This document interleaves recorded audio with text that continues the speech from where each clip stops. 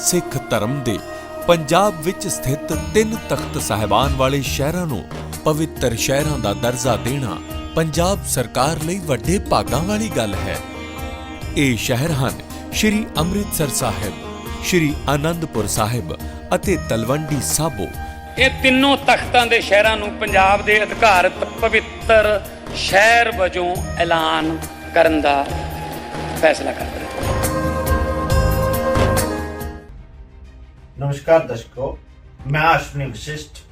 इस वीडियो में आज हम बात करेंगे गणेश चतुर्थी जो कल पड़ने वाली है, जिसको हम संकष्ट चतुर्थी, अंगारक चतुर्थी, तिलकुट चौथ, जहां हम डोगरों में पुग्गेदा व्रत के नाम से जानते हैं।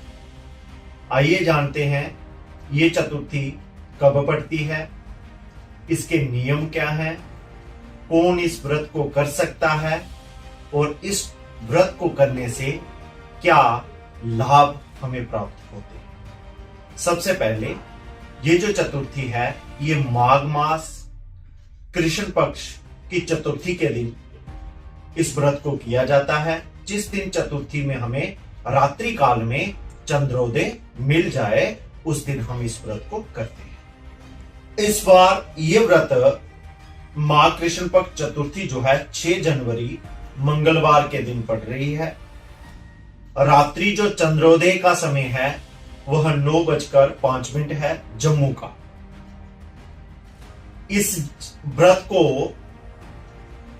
स्त्रियों के साथ साथ प्राय स्त्रियां करती हैं इस व्रत को, पर स्त्रियों के साथ साथ पुरुष भी कर सकते हैं, क्योंकि ये व्रत जो है हर प्रकार का सुख देने वाला होता है।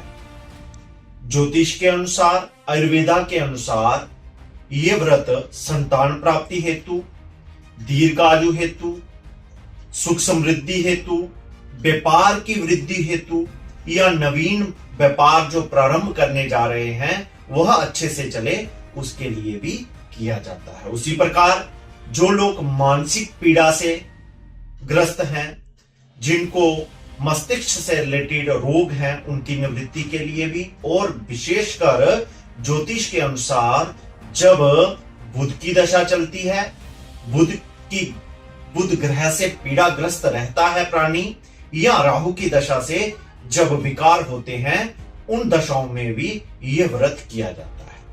यह व्रत उन्हीं व्रतों में आता है जिनमें जो है करवा चौथ इत्यादि व्रत आते हैं, या दूसरे पत्थर चौथ इत्यादि व्रत आते हैं। उन्हीं में से एक है ये व्रत।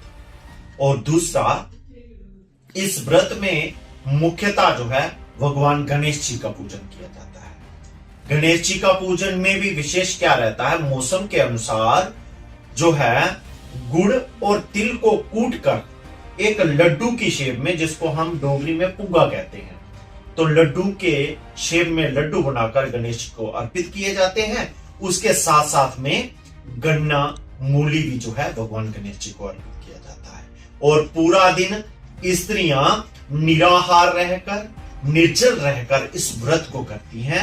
और रात्रि समय जैसे अब की बार 9:05 में सूर्योदय, चंद्र उदय जैसे होगा, तो चंद्रमा को अर्घ्य देकर, चंद्रमा का दर्शन करके, उनका पूजन कर इस व्रत को जो है खोला जाएगा और अपने परिवार के साथ दीर्घायु के लिए, सुख समृद्धि के लिए इस व्रत को नियम के साथ किया जाता है।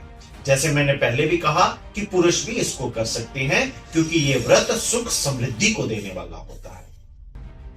इसी के साथ हमें बहुत सारे दर्शक ये भी पूछते हैं कि जैसे कोई गर्भवती स्त्री है या कोई रोगी है और वह प्रति वर्ष जो है व्रत करते आ रहे हैं और सोचते हैं कि अब की बार कैसे होगा, क्योंकि हम रोगी हैं, गर्भवती हैं, कोई प्रॉब्लम, कैसे इसको किया जाए। तो उस कंडीशन में ज्योतिष के अनुसार, हमारे धार्मिक ग्रंथों के अनुसार, वह सिर्फ गणेश पूजन करके और रात्रि समय चंद्र उदय पे चंद्र दर्शन करके, अर्घ्य दे के भी इस व्रत को परिपूर्ण कर सकते हैं।